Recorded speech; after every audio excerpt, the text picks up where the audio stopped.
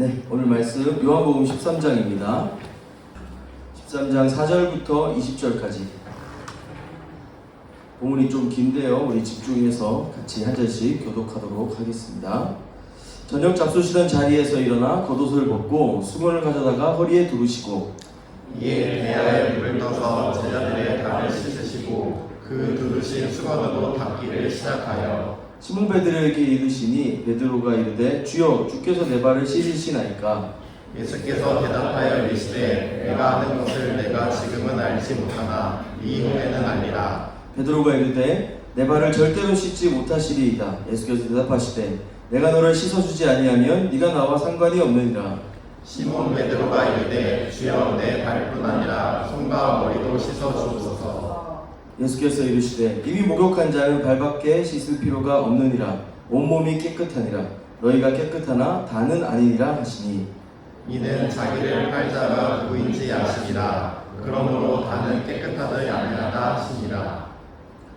그들의 발을 씻으신 후에 옷을 입으시고 다시 앉아 그들에게 이르시되 내가 너희에게 행한 것을 너희가 아느냐.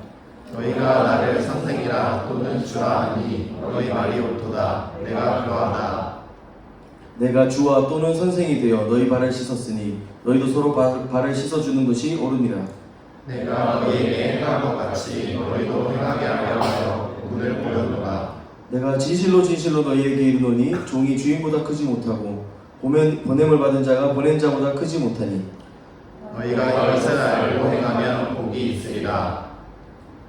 내가 너희 모두를 가리켜 말하는 것이 아니니라. 나는 내가 택한 자들이 누구인지 알미라. 그러나 내 떡을 먹는 자가 내게 발꿈치를 들었다 한 성경을 응하게 하려는 것이니라.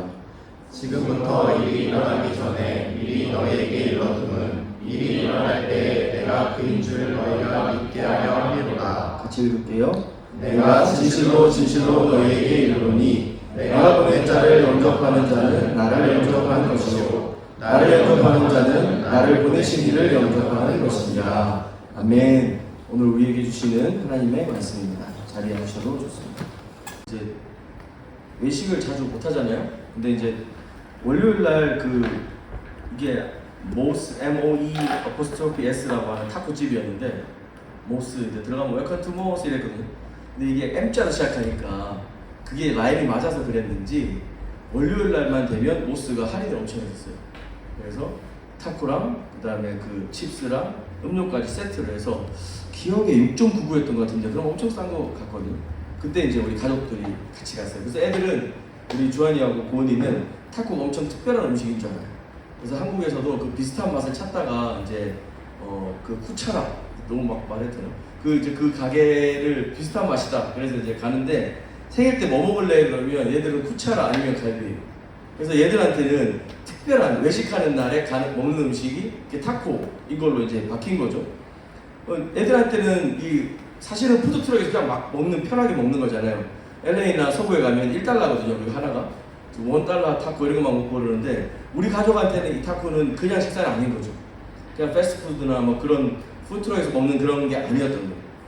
어떤 그 미국에 있던 시간 4년 동안에 어떤 그 식당 가는 길, 그 차 안에서의 분위기 뭐 그런 이미지들이 다 고스란히 담겨져 있었던 거죠. 이제는 많이 자라서 어떤 음식이 더 맛있는지를 잘 알지만 그래도 생일이나 오늘 특별히 같이 외식할까 그러면 애들이 첫 번째로 얘기하는 게 이게 타코예요. 걔들한테는 되게 중요한 상징이 된 거죠. 그 음식 자체가. 우리가 뭐 부활절 혹은 1년에 교회에서 자주 하진 않는 것 같은데 성찬식, 교회에서 하는 성찬식이 사실은 저희 가족의 그 타코 식사와 비슷할 수 있어요. 그러니까 그 밤의 그 식사, 예수님이 잡히시던 전날 밤 그때 그 자리에서 이루어진 그 식사를 2000년이 지난 지금에도 기념하고 기억하면서 그게 무슨 의미였는지 왜 특별한지 서로 묻고 다시 그날의 이야기들을 떠올리게 하는 거죠. 그래서 그날의 식사를 기억하면서 우리는 지금 우리는 전혀 다른 공간에 있지만 그 이야기에 참여하고 또 우리의 이야기가 그들의 이야기와 연결되는 이제 그런 상징성을 좀 가지고 있는 것 같습니다. 오늘 본문에는 이제 그 성찬식 이야기인데요. 소위 이제 고난주간이라고 불리는 부활절 직전 일주일을 배경으로 하고 있습니다. 구체적으로는 고난주간이 금요일 날이 성금요일이니까 예수님 잡히시고 십자가에 돌아가신 날이거든요. 그 전날 목요일이 오늘 본문의 배경입니다. 금요일에 십자가에서 숨을 거두셨고 주일에 부활하셨고, 그래서 그 주간을 부활주일이라고 이렇게 불러요. 그래서 오늘 본문은 예수님이 십자가에 달리시기 전날 밤 다락방에서 그 제자들과 만찬을 가지신 밤입니다. 이때 이 제자들은 추정하기로는 아마 12명 그냥 예수님 직계 제자들 있잖아요. 그 제자들이었을 거라고 생각합니다. 그냥 넓은 의미에서 아무나 다 볼 수 있는 자리는 아니었던 것 같고 굉장히 특별했고, 이 특별한 자리에서 예수님은 굉장히 재밌는 흥미로운 이야기들을 좀 나누시게 됩니다. 오늘 우리는 요즘 우리는 그때 그 밤에 예수님이 직접 거행하셨던 이 만찬과 또 이후에 초기 교회들 그리고 바울 서신들에 담겨져 있는 성찬의 의미를 엮어서 성찬식, 때로는 애찬식 방식으로 그 밤의 만찬, 그 식사를 좀 이어가고 있습니다. 다시 돌아와서 그 목요일 밤을 여러분이 좀 상상해 본다면 그 식사와 가장 상징적으로 연결된 사건은 아마 예수님이 다음날 십자가를 지시는 사건일 겁니다. 자, 복음서는 신약 성경에 총 4개가 있습니다. 마태, 마가, 누가는 비슷한 관점으로 예수님의 그 역사를 기록하고 있기 때문에 우리는 공간복음이라고 부르고요. 요한복음은 제4복음서, 4번째 복음서 이렇게 따로 분류를 하는데요. 마태, 마가, 누가 복음서에서도 동일하게 이 목요일 밤 만찬이 기록되어 있어요. 여기 보면 거기서는 제자들과 유월절에 어린 양을 잡아서, 사실 유월절도 좀 설명이 필요하죠. 유대인들의 절기상 이 고난주간은 유월절하고 겹칩니다. 고대 이스라엘들의 그 율법 안에 담겨져 있는 절기죠. 유월절은 어떤 날입니까? 이스라엘 백성들이 이집트의 압제에 있다가 풀려났던 그날을 기념하던 날입니다. 그리고 고대 이스라엘뿐만 아니라 오늘날의 신약 성경을 통틀어서 우리가 가질 수 있는 구원 그리고 해방 이런 이미지를 생각한다면 이 유월절을 떠올릴 수밖에 없죠. 전 인류의 죄악과 그 죄짐을 지고 이제 십자가의 대속의 길을 걸으시는 예수님, 그분이 십자가에 달리시던 밤, 또 그 주간이 이 유월절과 겹친다는 것은 되게 의미심장합니다. 그리고 이 이미지가, 그리고 이 두 개의 상징과 이미지들이 서로 상승작용, 시너지를 낸다고 생각할 수 있습니다. 어쨌든 제자들은 이 유월절 어린 양을 잡아서 식사를 하거든요. 그 마테마가 누가에서는 이걸 다 보여줍니다. 그래서 고기랑 쓴나물을 먹고, 근데 예수님이 식사하시던 중에 일어나십니다. 그래서 빵을 들고 축사하시고 빵을 떼어서 나눠주면서 이건 내 몸이다, 너희가 받아 먹어라. 그리고 포도주를 드셔서 축사하신 다음에 잔을 나눠주시며 이것은 내 피다, 이렇게 얘기를 하시거든요. 이게 이제 성찬식 제정의 중요한 근거이거든요. 자, 그 식사를 이제 나누고 나서 예수님은 이제 산에, 겟세마네 동산에 기도하러 가시죠. 그리고 나서 돌아오던 길에 잡힙니다. 그리고 그 제사장 또 본디오 빌라도 이런 사람들한테 끌려가셔서 밤새 고문을 당하시고 다음날 이제 금요일날 십자가에 못 박히시죠. 자, 오늘 이 밤은, 본문의 밤은 제자들과 이 초대교회 성도들이 예수님의 그 마지막 만찬과 십자가를 기념하고 기억하게 한 출발점입니다.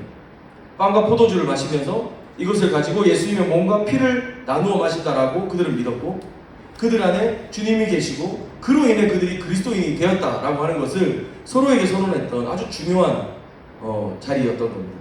그래서 오늘날 우리도 여전히 그 교회 전통을 따라 그 성찬식을 하는 거죠. 근데 요한복음은 좀 다릅니다. 앞에 3개 복음서와 이야기를 겹치게 쓰고 있지만 한 장면이 되게 독특하게 다릅니다. 요한복음은 예수님께서 이 십자가에 달리시던 전날 밤 제자들과 마지막 만찬을 하던 자리에서 그 성찬을 나누던 자리에서 이 식사 얘기를 빼버립니다. 그래서 그냥 발 씻겨주고 그 이야기로 대체해버렸어요. 빵과 포도주를 나누면서 이야기를 하시는 장면들이 다른 복음서에 다 나오는데 여기서는 예수님이 그냥 발을 씻겨주는 이야기밖에 없습니다. 빵을 나눠주시면서 이게 내 몸이다, 포도주를 나눠주시면서 이게 내 피다 라고 하시는 장면이 예수님께서 겉옷을 벗으시고 수건을 허리에 두르시고 무릎을 꿇으셔서 제자들의 발을 씻기시는 장면으로 대치되어 있다는 거죠. 요한은 아무래도 의도했던 것 같아요. 성찬, 예수님의 몸과 피를 나누어 마시는 것과 지금 발을 씻겨주는 장면들이 분명히 깊은 상관관계가 있다는 것을 염두하고 이 글을 썼던 것 같습니다. 쉽게 말하면 빵과 포도주를 나눠주는 것은 발을 씻기는 것과 같은 행위다라고 요한은 생각했던 것 같아요. 게다가 요한복음은 좀 재밌는 지점이 이겁니다. 빵과 포도주를 다른 복음서에서는 다 몸과 피라고 얘기했는데 여기에서 요한복음에서는 예수님의 살과 피라고 좀 표현합니다. 히브리어 원어의 차이가 좀 있고요. 그리고 뉘앙스에 좀 차이가 있습니다. 몸이라고 한다면 일종의 상징성들이 충분히 좀 담겨져 있는데 살 그러면 제가 굉장히 많은 거긴 한데 어쨌든 살 그러면 조금 더 뭔가 좀 고기 느낌도 나고 그죠? 예수님 살을 직접 떼어 먹었다 이렇게 생각하면 너무 끔찍하긴 한데 요한복음 6장 53절에 보면 이렇게 돼 있거든요. 예수께서 이르시되 내가 진실로 진실로 너에게 이르노니 인자의 살을 먹지 아니하고 인자의 피를 마시지 아니하면 너희 속에 생명이 없다 라고 하는 거죠. 여기서 살이라고 하는 것은 사실 그냥 이상적인 어떤 상상의 몸이 아니고 실제로 육신, 아주 피지컬한 그 무언가를 더 강하게 표현하려고 하는 겁니다. 여러분이 요한복음 읽어보신 분은 잘 알겠지만 요한복음 1장 1절에 보면 뭐라고 되어 있어요? 말씀이 육신이 되었다. 하나님께서 직접 살이 되었다 라고 얘기하시는 거예요. 그렇게 요한복음 시작하고 있고 중간에도 아까 6장 53절 읽었던 것처럼 예수님은 내 살과 피를 마셔야 너희 속에 생명이 있다라고 이제 이렇게 이야기하시는 거죠. 그래서 요한은 다른 성경에서는 다 빵과 포도주를 나눠 마시면서 상징적으로 이제 주님이 내 안에 계시고 뭐 그렇게 의미하는 그런 이미지와 상징만을 좀 차용했다면 여기에서는 더 깊이 가지고 들어와서 우리는 하나님 그분의 살을 먹고 그분의 피를 마심으로 우리가 생명을 가졌다라고 하는 것을 강조하며 표현하고 있는 겁니다. 게다가 여기에 이야기를 그 빵을 떼고 포도주를 나눈 장면 대신 발을 씻기는 장면을 넣으면서 다시 말하면 우리 안에 생명이 있으려면 주님의 살과 피를 먹어야 된다고 했잖아요. 근데 그것은 곧 다른 사람의 발을 씻기는 것이다. 우리는 죄와 사망과 죽음의 권세 아래 놓여있는 자들이었지만 하나님 그분을 먹음으로써 이 땅 가운데 우리의 살로 오신 예수 그리스도 그분을 먹고 마심으로써 우리는 소망을 가지고 하나님의 백성이 될 수 있고 생명을 얻게 되었는데 그 사건은 바로 예수님이 무릎을 굽히시고 겉옷을 벗어 수건을 허리에 두르시고 다른 사람의 발을 제자들의 발을 씻기셨던 것 같다. 요한은 이런 신학적 이미지를 가지고 있는 거죠. 여긴 재밌게도 예수님이 발 씻어주시는 이 사건에 발 씻김을 당한 사람 중에는 가룟 유다도 있습니다. 저희 13장을 지난 겨울에도 한번 나눴었고 다른 구체적으로는 13장 1절이었지만 다른 부분에서 좀 나누고 다뤘었는데 가룟 유다는 이미 사단이 그 마음에 예수님을 팔 생각들을 넣었던 상태입니다. 예수님은 그 사실을 이미 알고 계셨고요. 그렇지만 그분은 자신이 가룟 유다에게 먹히는 것도 주저하고 물러서지 않으셨습니다. 유다의 발을 씻깁니다. 사실 가룟 유다가 없었다면 이 본문은 더 멋있었을 수도 있습니다. 그러나 오늘 우리가 여기에 있기에는 부족한 이야기가 될 겁니다. 왜냐하면 저와 여러분도 우리가 신앙생활을 더 굉장히 열심히 한다고 해서 여러분이 성찬식 때 잔을 2잔 받는 거 아니거든요. 떡을 2배로 받는 것이 아닙니다. 모든 자에게 동일하게 주어지거든요. 아무리 연약하고 부족하고 그런 죄인이라 할지라도 그리스도 앞에 나온 자들에게 이 떡을 2배로 주면 아니 너는 죄 많으니까 먹지마 빼앗지 않거든요. 동일하게 주어집니다. 그와 같이 하나님 나라를 위해서 내가 죽겠습니다 말했던 베드로에게도 그리고 이제 곧 그 메시아 예수 그리스도를 팔아제낄 가룟 유다에게도 동일하게 주님은 다가오십니다. 13장 1절에 그렇게 나와 있잖아요. 예수님께서 사랑하시되 끝까지 사랑하셨다고 하는 것은 그냥 마음만 그렇게 먹으신 것이 아니었다. 그분이 다 먹히시고 다 분별하신 다음에 얘한테 내가 안 먹혀야겠다. 얘한테 내가 나눠주지 않아야겠다라고 생각하신 게 아니셨습니다. 예수님은 가룟 유다에게도 베드로에게도 동일하게 다가가셨고 그 말은 우리가 끝까지 사랑한다는 것이 어떤 의미인지 예수는 어떻게 사랑하는 건지 보여주는 것입니다. 누가복음 10장에 보면 율법교사들이 예수님께 와가지고 묻습니다. 내가 무엇을 해야 영생을 얻을까요? 그 예수님이 되묻습니다. 율법에 뭐라고 되어 있더냐? 그랬더니 10장 27절입니다. 누가복음. 대답하여 이르되 율법학자 대답하는 겁니다. 내 마음과 목숨을 다하고 내 마음을 다하고 목숨을 다하고 힘을 다하며 뜻을 다하여 주 너의 하나님을 사랑하고 또한 내 이웃을 내 자신같이 사랑하라 하였나이다. 그러니까 예수님이 네 말이 옳다. 이를 행하면 살리라 이렇게 얘기합니다. 그랬더니 이제 율법학자는 맞췄네 이 생각한 거죠. 그래서 조금 더 자기를 옳게 보이려고 본문에 그렇게 담겨져 있습니다. 율법학자 스스로가 자기가 옳게 보이려고 이렇게 말합니다. 그럼 내 이웃이 누굽니까? 라고 얘기를 묻습니다. 그랬더니 예수님이 이제 비유를 얘기하시는데 여러분 잘 아는 선한 사마리아인의 비유가 나오죠. 그래서 그리고 그 이야기가 끝나고 나서 또 묻습니다. 누가 강도받는 자의 이웃이 되겠느냐? 예수님이 율법학자들한테 물은 거예요. 자, 이야기를 들었지? 누가 강도받는 자의 이웃이 되겠느냐? 그랬더니 이제 차마 대답을 못하는 거예요. 왜냐하면 이들이 사마리아인이 선하다고 말할 수도 없을 뿐더러 뭔가 이 이야기에 함정이 있다는 느낌을 받았던 거죠. 그래서 애들로 이야기합니다. 자비를 베푼 자겠죠? 라고 이렇게 얘기합니다. 그랬더니 예수님이 이제 너희가 이웃이 되어줘라. 그렇게 얘기하면 끝납니다.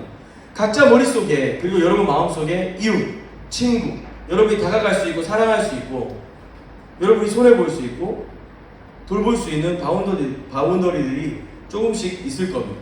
예수님은 당당히 그 선을 지워버리십니다. 예수님은 제자들을 사랑하시되 끝까지 사랑하셨습니다. 제자들이 발을 씻기시고 그 사랑이 무엇인지 그 제자들에게 자신이 먹혀지고 그리고 그들에게 발을 씻겨주는 행위로 그 사랑을 표현하셨는데 그때 예수님은 가룟유다 너는 왼발 맞네 그렇게 하지 않으셨어요. 베드로 너는 발목까지 씻고 그렇게 하지 않으셨어요. 그리고 우리에게 한마디 남기십니다. 내가 주와 또는 선생이 되어 너희 발을 씻었으니 너희도 서로 발을 씻어줘라. 그게 옳다. 내가 너희에게 행한 것 같이 너희도 행하게 하려고 내가 오늘 보였다 라고 합니다. 단순히 어떤 성찬이라고 하는 상징과 이미지의 그 식사를 가지고 와서 우리가 예수님 때문에 예수님이 이렇게 나눠주신 삶으로 내가 구원을 얻었구나 라고 하는 그런 자기 암시나 자기 세뇌 정도가 아니라 요한은 그 본문을 싹 바꿔서 예수님이 발 씻기는 장면으로 바꿔놓은 다음에 우리에게 도전하는 겁니다.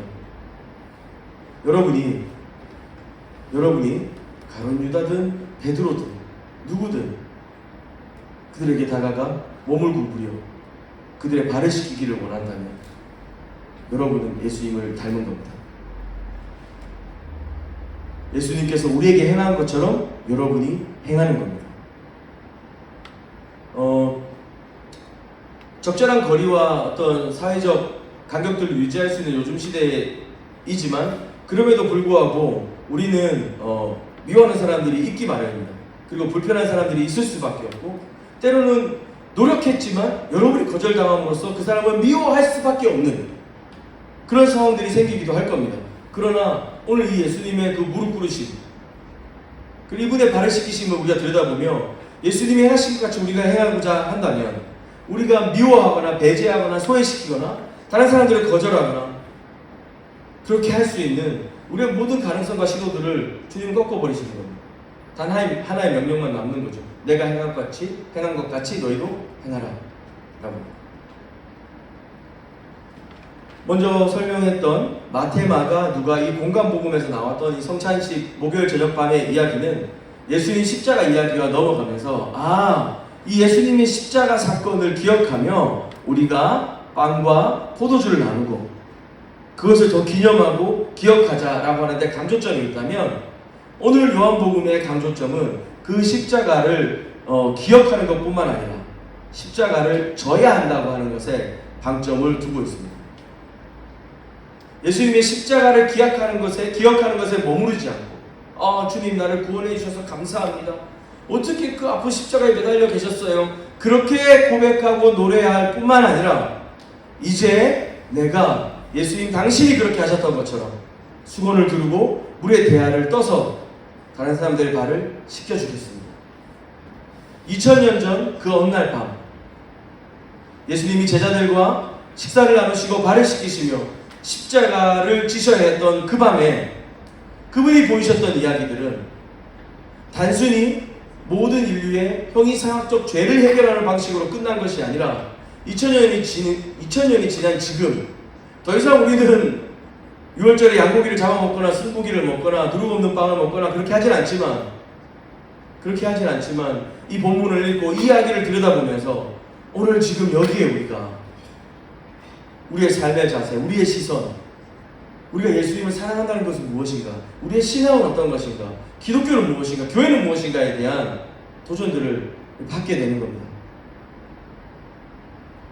여러분 중에는 예수님이 잘 믿겨지지 않는 사람, 때로는 사랑과 용서에 대한 메시지를 들으면서 위로는 되지만 그것을 실천하기는 참 어렵고 힘든 사람, 어릴 때 부모님 신앙으로 유아세례를 받았지만 이제 커오고 자라오면서 그리스도인으로 산다는 건 너무 불편한 일이야 라고 생각하는 사람, 또 때로는 교회에서 상처를 받았거나 거절당했거나 수고했지만 아무 열매 없음에 있어서 좌절했거나 그렇게 여러분에게 다양한 어떤 막막함과 깨어진 마음들이 있을 겁니다.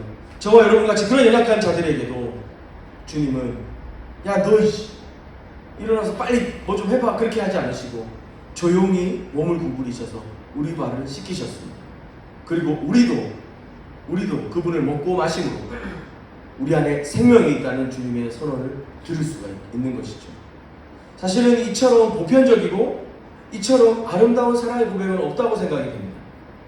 우리가 그 어떤 엄청난 종교적 신념들을 가지고 굉장한 일을 이루어내거나 아니면 어떤 수련과 수양들을 통해서 우리를 굉장히 다음 어떤 클래스의 사람으로 끌어올리거나 아니면 여러분이 가지고 있는 어떤 재능이나 특기들이나 삶을 가지고 엄청난 영향력을 가지고 나서야 여러분의 삶이 하나님의 백성답다, 너희 안에 생명이 있구나, 네가 구원받은 사람이구나, 네가 복받은 사람이구나 말하지 않고 예수님은 누구에게나 동일하게 떡과 잔을 주시며 누구에게나 발을 씻기시고 내가 너에게 행한 같이 너희도 행하라. 그 말로, 그 행함으로, 그 주님을 따르는 삶으로 우리 속에 생명이 있으며 우리의 어떠함이 아니라 예수님의 어떠함에 집중하고 관심을 갖고 따라가는 우리 각자의 삶을 통하여 참 생명이 있고 소망이 있음을 이렇게 보여줍니다. 아까도 언급했지만 발을 씻길 때 특별히 대표적인 우리가 주목할 만한 두 사람이 있다고 했습니다. 한 사람은 가룟 유다, 예수님을 은삼십냥이 팔아버립니다. 그리고 베드로는 어떤 사람이었습니까? 내가 예수님을 부인할 리 없다고, 예수님 그런 소리 하지 마시라고 그렇게 했던 사람이었습니다. 사실은 둘 다 예수를 부인했습니다. 한 사람은 적극적으로 파는 계획에 동참했고요, 한 사람은 예수님이 잡혀가는데 소극적으로 멀리 떨어져 있으며 부자귀의 죄로 예수가 십자가에 못 박히는데 기여했습니다. 둘이 다른 게 뭐가 있어요? 똑같습니다. 그러나 예수님을 팔아넘겼던 이 두 제자, 예수님을 부인하고 거절했던 이 두 제자의 결정적인 차이는 결국 행하느냐 그렇지 않느냐에 달려 있었습니다. 겉옷을 벗고 수건을 두르며 대야의 물을 받아 발을 씻겨주느냐. 베드로는 비록 예수님을 거절하고 예수님을 부인했었지만 다시 돌아와 또 다른 사람의 발을 씻기고 결국 나중에는 십자가에 거꾸로 못 박혀 죽었다는 전승이 있습니다. 그렇게 우리가 예수님 앞에서 살아가는 우리의 삶의 문제들, 실상들, 때로는 가룟 유다 같이 회피하고 싶고 도망가고 싶을 때도 있고 베드로처럼 잘 나가다가 거꾸라질 때도 있지만 사실 여러분 중에 저와 저를 포함한 우리 모든 이 땅의 모든 사람들이 대동소이하죠. 하나님 앞에서 별 차이가 없을 겁니다. 그러나 주님이 주목하시고 주님의 생명을 소유한 사람은 성경은 분명하게 말하고 있습니다. 내가 너희에게 행한 것 같이 너희도 행하라. 거기에 극명한 차이가 담겨져 있는 것입니다. 하나님의 회복과 용서의 기회를 거절하고 멸망의 길을 걷지 않고 다시 무릎을 꿇어 발을 씻기고 예수께서 우리에게 보이셨던 삶을 행하는 것. 우리가 어떻게 그것이 가능하느냐라고 하는 겁니다. 다른 신들은 이렇게 피라미드 구조의 꼭지점에서 자기가 모든 것을 다스리고 다 얻으려고 하고 빼앗으려고 하고 합니다. 고대 시대의 신들은 특징적으로 짜증이 많습니다. 그래서 인구가 늘어나면 시끄럽다고 죽이고 그리고 막 되게 헤라클레스 같이 이렇게 능력 있고 뭐 이런 인간들이 나오면 어디 기어오르냐고 누르고 신들이 막 되게 짜증이 많고요. 자기들끼리도 막 싸우고 치정도 있고 가끔은 신이 인간을 좋아해갖고 인간의 모습으로 와서 자식을 놓기도 하고 막 이런 일들이 많았었습니다. 그렇기 때문에 사람들은 기본적으로 그들이 가진 신앙생활은 신이 짜증나게 하지 않는 일들이었어요. 신을 화나지 않게 하는 일이었습니다. 그래서 신이 화나게 하지 않기 위해서 또 그 누군가는 또 누군가를 압제하고 누르고 괴롭히고 배제하고 소외시킬 수밖에 없었습니다. 사실 오늘날 우리 기독교의 모습을 보면 이런 모습이 굉장히 많죠.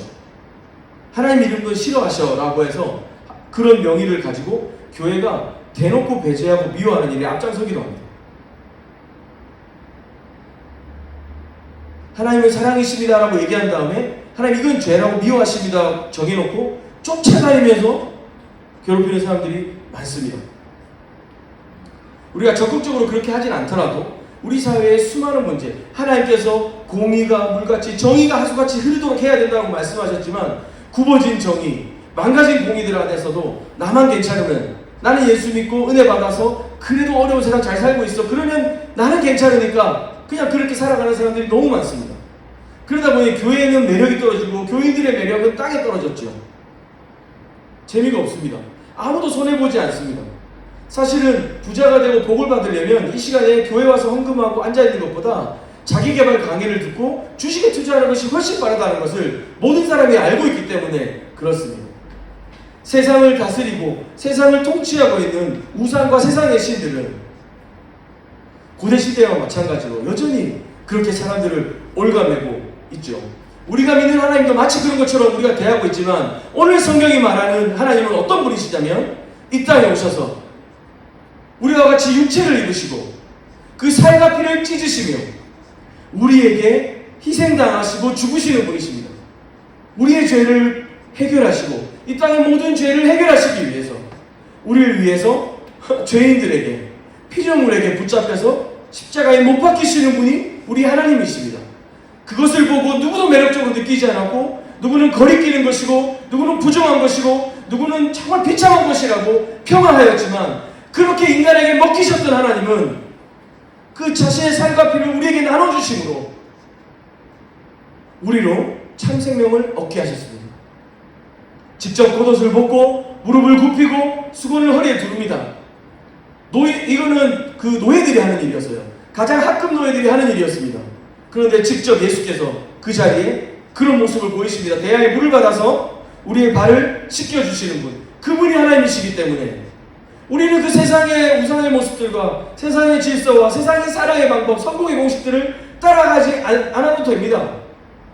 2000년 전이나 지금이나 성공이나 사이즈나 그 부여함들이 우리에게 매력적으로 자꾸 마음을 빼앗기게 되지만 우리가 믿는 예수님은 그런 분이 아니시기 때문에 그분이 우리에게 생명을 주는 방식은 그분의 살과 피를 먹는 것입니다. 오늘 요한복음은 그 사건을 우리가 다른 사람의 발을 씻기는 것으로 차용해 설명하고 있죠. 다시 말하면 저와 여러분이 희생하고 수고하고 좀 폼나지 않게 무릎을 굽히고 다른 사람에게 희생하고 양보하고 조금은 허술하게 보이고 조금은 더 이익을 추구하지 못하는 바보처럼 보일지라도 그렇게 무릎을 꿇어 다른 사람을 섬길 때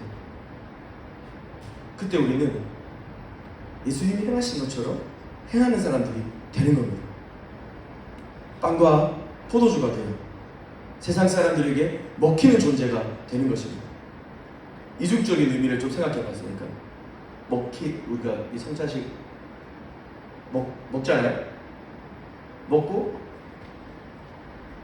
그럼 이게 뭐야 이게 이렇게 헷갈릴 말인가?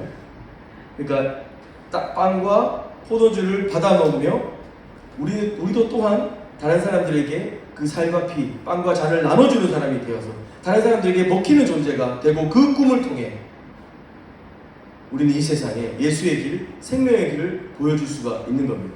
그것을 우리 살을 뜯어서 나눠줄 수도 없고 그쵸? 매번 수혈하고 피를 나눠줄 수도 없는 일이니까 요한은 그걸 알고 우리가 나중에 적용하기 좋게 그 장면을 세조식 장면으로 바꿔놓은 겁니다. 우리가 그렇게 다른 사람에게 먹히는 존재, 때로는 밀리고 눌리는 존재로 비춰질 수 있으나 그 섬김과 희생과 나눔이 진정으로 예수의 생명이 우리 안에 있는 것을 보여주는 것이고 그래서 교회가 세상에 먹히게 되는 거죠. 우리가 먹혔지만 먹히게 되는 삶이 되는 것입니다. 제가 사실 오늘 설교를 좀 준비하면서 제일 그 인사이트를 줬던 찬양이 있습니다. 사실 이 찬양 때문에 가능했던 것 같은데, 이 코드 한 번만 찍어줘요.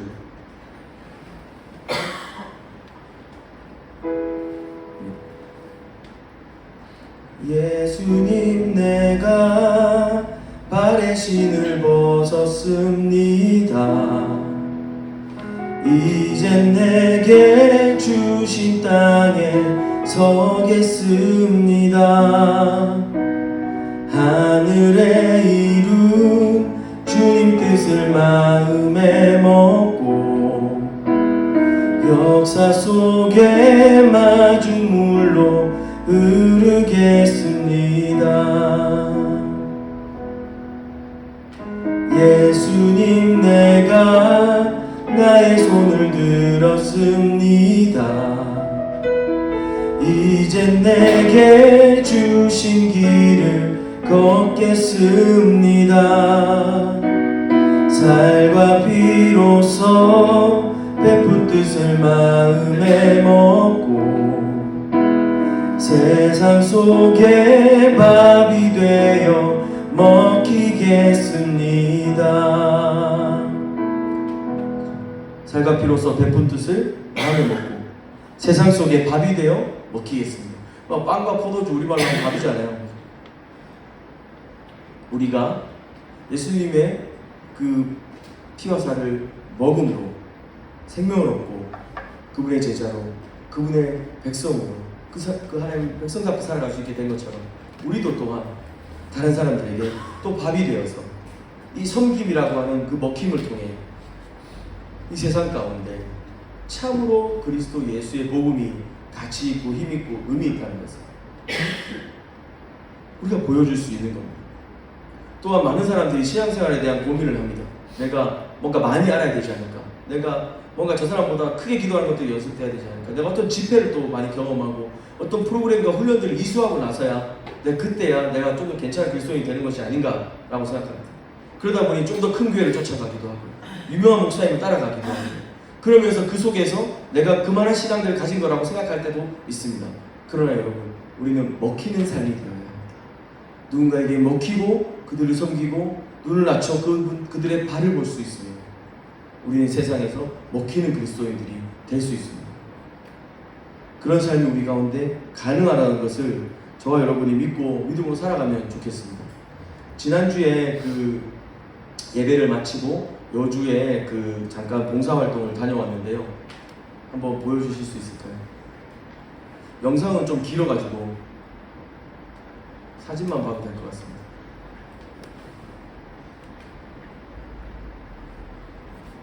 나오고 있습니다. 한 24명, 25명 정도 외국인 노동자 친구들이 있었습니다. 대부분 저보다 좀 어리게 보였고요. 청소년부 지체들 한 7명, 8명이랑 그다음 우리 청년부랑 같이 갔습니다. 사실 겁나 떨렸어요.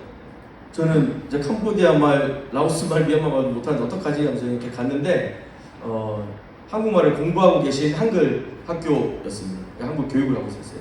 저기 이제 그 계란 이렇게 달걀 뭐라고 해야 될까요? 달걀 이렇게 생산해내는 그런 이제 협동조합 같은 곳인데 저기에서 외국인 노동자들이 와서 일합니다. 사실 저도 이제 약간의 외국인 노동자처럼 좀 살아봤는데 저 사실 한국에서 나름 고학력이었고 그래도 뭐 괜찮은 사람이었는데 거기서는 그 뭐죠? 구세군 종 딸랑딸랑 그 하루 종일 하는 거 그것만 막 했거든요. 저 사람들도 저 나라에서는 괜찮은 수준이랍니다, 사실은. 그런데 우리나라에 와서 이제 할 수 있는 일들을 찾다 보니까 이제 이렇게 된 것 같은데 여기에서 이제 섬기시는 그 두 분이 저기 이제 공장의 주인 두 분이 우리 교회 이제 순장님들이십니다. 집사님들이신데 이 두 분이 처음부터 이렇게 큰 일이 될 거라고 생각하지는 않으셨고 그냥 정부의 시책과 정책들이 좀 있더라고요. 이 사람들이 한국말을 잘하면 국가에서 비자를 연장해주고요. 그러니까 한국말 실력이 점점 늘면 국내에서 국가에서 이렇게 좀 지원해 주는 것도 있고 보조해 주는 것도 이렇게 있다고 하더라고요. 그래서 그러다 보니까 저분들에게도 도움이 되고 또 이 두 분은 되게 보험적인 마음으로 선교사님들을 모셔서 선교사님들을 그 각국의 언어를 할 수 있는 선교사님들을 모셔서 같이 선생님들로 두고 일을 같이 협업하고 계셨습니다. 되게 떨리는 마음으로 갔는데 우리 최 기자 우리 아나운서 유나랑 하늘이가 굉장히 레크레이션 재밌게, 저는 20분 준비해달라 했거든요. 근데 1시간을 했습니다. 근데 여러분, 레크레이션 그 재미없을 때 1시간 얼마나 고통스러운지 아시잖아요.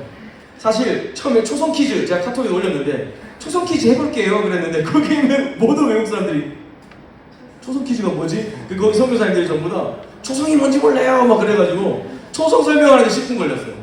그러다가 어떤 한 사람이 깨달아가지고 자기 나라 말로 설명해 주니까 다들 아 이러면서 겨우 게임을 시작할 수 있었습니다. 근데 뭐 엄마, 아빠 굉장히 기본적인 단어들부터, 그리고 너무 재밌었어요. 막. 그리고 청소년들이, 우리 교회 청소년들인데 한 8명 됐나? 얘네들이 이제 그 제자반 훈련받는 애들인데 텐션이 높아요. 이랬던 애들이 왜 청년부만 올라오면 조용해지는 걸까요? 근데 어쨌든 텐션이 높아. 애들이 최악! 하면서 막 1초 이러면서 뭐 엄청 재밌고, 저기 누나들이 게임을 인도하는데 신나도록 도와줬어요. 그리고 그 뒤에 두 번째 게임이 뭐였죠? 그 그림 그리기였나요? 이어 그리기? 이어 그리기. 진짜 기가 막혔어요. 아무도 상상할 수 없는 그림들이 막 나오는데, 사실은 청년부 지체들 문제를 맞출 만한 사람이 몇 명 없어가지고 이제 건욱이 형 있긴 했었지만 건욱이 형은 자주 맞추지 않았어요.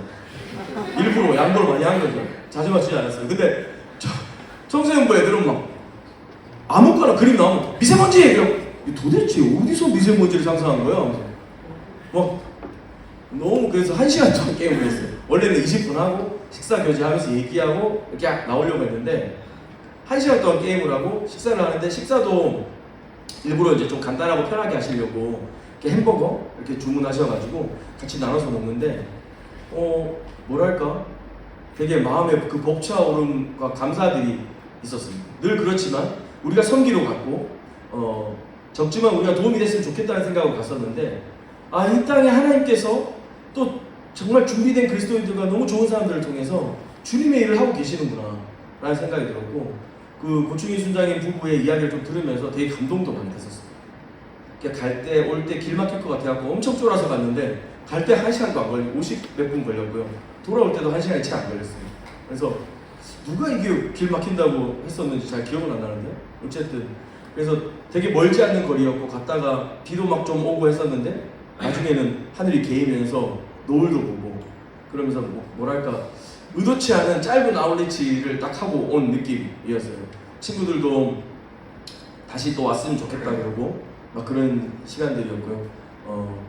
사실 어떤 조합인지 알 수 없는 멤버 구성이었거든요. 저희가 청년부는 사실 연결이 별로 없는, 청년부랑 연결이 강하지만 뭔가 막 같은 GBS도 아니고 뭔가 하여튼, 그런데 우리 4명도 너무 즐겁게 잘 다녀왔고, 거기 이제 선교사님들은 다 저보다 나이가 많으신 것 같던데 그분들이 막 다니면서 애들 막 도와주려고 하고 막 이런 모습들을 보면서 너무 감사했어요. 요즘 많이 안 그러겠지만 그래도 공장이나 이런 데서 보면 외국인 노동자들 되게 이렇게 나쁘게 대하고 이런 사람들 너무 많은데, 이 두 분은 이 사람들이 이렇게 한글 교육을 잘 받아서, 그래서 잘 배워서 자기들이 그 비자도 잘 연장하고 본인들이 할 수 있는 일을 잘했으면 좋겠고 도울 방법들을 계속 찾으시려고 하는 것 같아요. 되게 마음이 좀 이렇게 따뜻하게 이렇게 다가왔고, 또 부득이 토요일까지 일해야 되는 사람들이라 일요일날 시간 뺏는 거에 대해서 되게 조심하시고 그런 마음들이 느껴졌고요. 그래서 되게 감동이었습니다. 저희 교회 순장님 두 분 이제 부부가 운영하시는 곳이라 우리가 언제든 또 다음에 필요하면 갈 수 있을 것 같고요. 너무 재밌고 좋은 경험이었었어요. 그래서 여러분하고 꼭 나누고 싶었고, 이와 같이 우리가 이 세상을 위한, 이 세상에 먹을 것이 되어서 빵과 잔이 되어서 그들에게 먹히는 삶이 저와 여러분의 일상과 삶 속에서 계속해서 나타난다면, 우리 교회가 그렇게 이 지역과 우리 이웃들 가운데서 그게 먹혀지는 삶을 계속 살아가게 된다면, 그들을 향하여 무릎을 꿇어 발을 씻기고 그들을 섬기며 돌보는 일들을 감당하게 된다면, 더 이상 우리만의 리그가 아니고 우리끼리 교회 다니는 사람들이랑 맥히는 말이지 뭐 그게 구원이고 복음이고 무슨 상관이 있어라고 하는 사람들에게 진짜 먹히는 그리스도인의 삶이 될 수 있겠다 라는 생각들을 좀 해보게 됩니다. 여러분에게, 여러분이 신앙생활을 해가며 여러분의 성장과 변화와 성숙들을 생각할 때 다른 것 아니고 예수께서 몸을 굽히셔서 우리의 발을 씻기셨던 거죠. 여러분이 어떤 모습, 어떤 태도, 어떤 삶이 있었던지 간에 예수께서 몸을 굽히셔서 여러분 발을 씻기셨던 것처럼 여러분도 이웃들을 향하여 몸을 굽혀 그들의 발을 씻기므로 하나님의 생명이 여기에 있다는 것을 보여주시고 그 생명이 살아있다는 것을 저와 여러분도 그렇게 경험할 수 있으면 좋겠다고 생각됩니다. 그것이 생명의 길이고 그것이 세상을 변화시키는 길이고 그것이 우리가 그리스도인답게 살아가는 길이며 생명과 복음과 구원의 길이 될 수 있음을 저는 믿고 또 여러분에게도 도전합니다. 우리 같이 찬양하고 기도하도록 하겠습니다.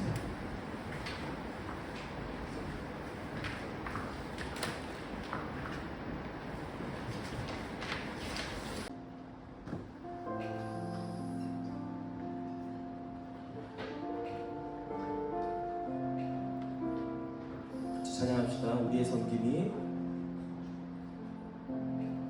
우리의 섬김이 더 낮은 곳으로 우리의 고백이 더 낮은 곳으로 쓰러져 있는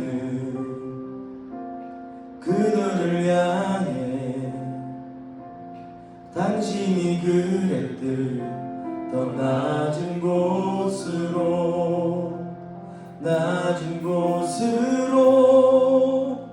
우릴 초대하네. 함께 하자고 말씀하시네. 우리도 예수 그 길을 따라 함께 가길 원하네. 처음부터 우리의 섬김이 더 낮은 곳으로 우리의 고백이 더 낮은 곳으로 쓰러져 있는 그들을 향해 당신이 그랬듯 더 낮은 곳으로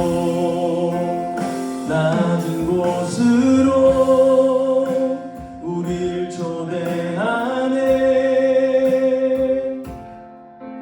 함께 하자고 말씀하시네. 우리도 예수 그 길을 따라 함께 가길 원하네. 주님이 우리와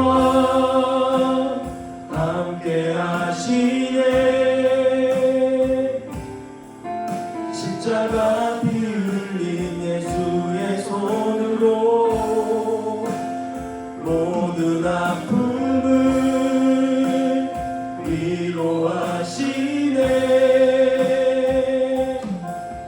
우리에게 보여주셨네. 주님이 우리와 함께 하시네.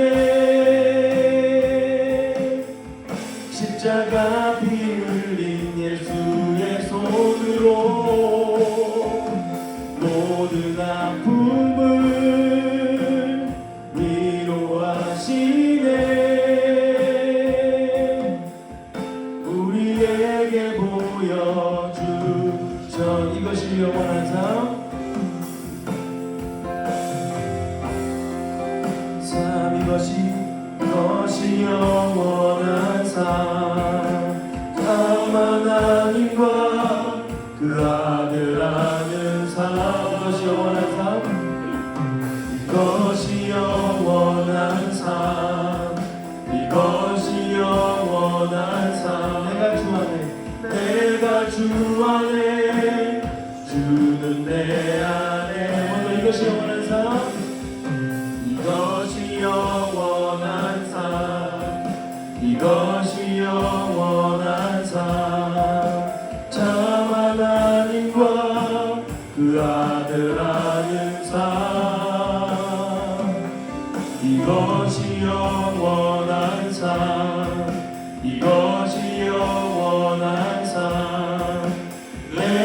주 안에 주는 내 안에 늘 거하는 삶.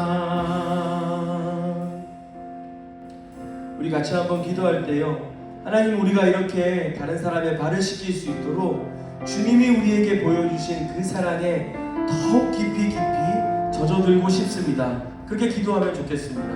하나님이 나를 사랑하신다고 하신 것, 주님이 나에 대해서 베푸셨다고 하는 긍휼과 은혜가 무엇인지 날마다 더 경험하고 싶습니다. 주님, 내가 다른 사람들을 사랑하고자 할 때, 내가 그리스도인들께 살아가고자 결심할 때, 내 마음의 동력은 주님이 시작하신 사랑이고 주님이 내게 보이신 섬김인 것을 나는 믿습니다. 그 십자가를 기억할 때 내가 그 십자가를 닮아 또 형제 자매들의 발을 씻기고 그들에게 참 생명이 무엇인지 그렇게 먹히는 삶으로 나를 인도하여 주십시오. 우리에게 둘러싼 모든 관계 안에서 그렇게 하나님 앞에 그 우리의 일상의 모든 영역 안에 우리의 친구들의 발을 씻기고 내가 빵과 잔이 되어 그렇게 먹히는 삶으로 부름받았고 보내받았다는 사실을 기억하며 주님 내게 보이신 그 사랑을 더 깊이 경험하게 해주시고 주께서 허락하신 참 생명의 삶 경험하고 알아가게 인도하여 주시옵소서. 주님께 그 은혜를 구하며 함께 기도하며 나가도록 하겠습니다.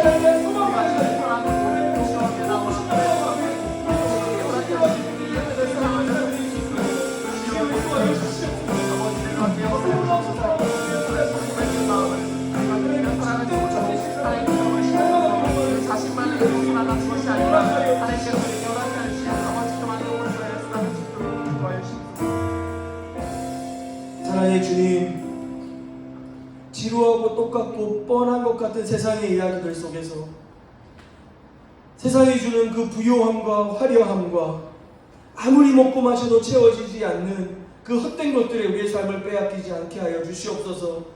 십자가에서 죽으셨으나 부활하심으로 참 생명을 우리에게 허락하여 주신 주님, 당신을 먹고 마시며 나누는 참된 소망과 꿈이 우리 가운데 있게 하여 주시옵소서. 화려한 어떤 것, 많은 그 어떤 것이 아니라 하나님의 말씀, 하나님이 어떠하신 분이신지 그분이 우리에게 대하여 행하신 놀라우신 사랑과 은혜를 기억하며 우리 또한 그 사랑과 은혜를 나누고 봉사하고 섬기고 희생하며 또 손해보며 십자가가 여기에 있고 그 십자가의 사랑이 이런 것이라고 우리의 부름받은 모든 삶의 현장에서 그 하나님의 사랑을 드러내며 살아갈 수 있도록 우리를 돌보아 주시고 지켜주시고 우리의 관점을 새롭게 해주시고 우리의 생각을 새롭게 해주시고 우리의 마음이 담대하게 해주시고 우리의 기도가 깊어지게 해주시고 말씀을 더욱 사모하여 그 사랑을 깊이 누리는 자들 될 수 있도록 주님, 우리 사랑하는 소마 공동체 한 사람 한 사람 기억하여 주시옵소서. 오늘 우리에게 주신 이 말씀과 이 은혜를 기억하며 또 그렇게 주님 주신 사랑답게 예수님을 본받는 삶으로 한 걸음 나아가는 우리가 되게 하여 주시옵소서. 감사드리며 예수님의 이름으로 기도합니다. 아멘.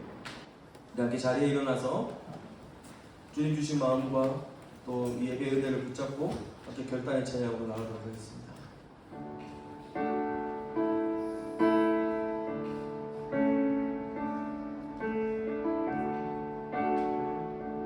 하늘에 계신 하늘에 계신 아버지, 그 크신 사랑은 가득 차고도 넘쳐 이곳에 흘러 내리네. 우리는 그 사랑을 받아 조심스레 이어가네.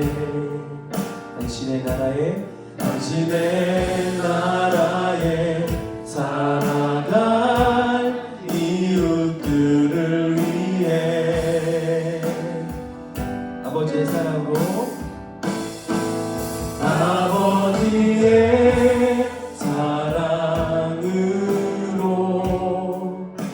이곳에서 사랑을 이어가네.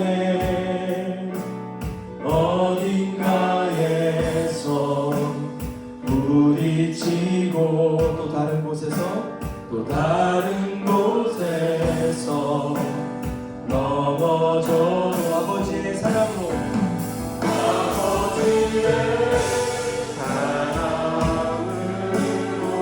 우린 한 번 더 일어서네.